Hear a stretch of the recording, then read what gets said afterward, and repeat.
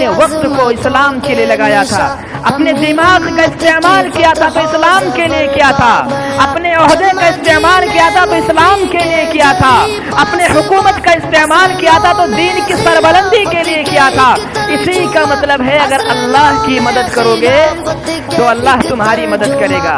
वो कोई मामूली इंसान नहीं था।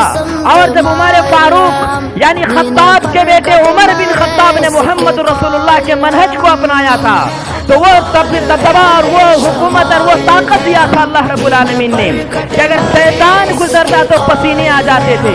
अगर उमर फारूक को शैतान देख लेता तो रास्ता बदल लिया करता था। उमर फारूक की सांसें चलती तो शैतान भाग जाया करता था। ये ताकत, ये हुकूमत, ये दबदबा दिया था उमर फारूक को सिर्फ इसलिए कि उमर फारूक दीन के लिए मर मिटने वाला और एक एक सेकंड में नबी के लिए जान देने के लिए तैयार थे।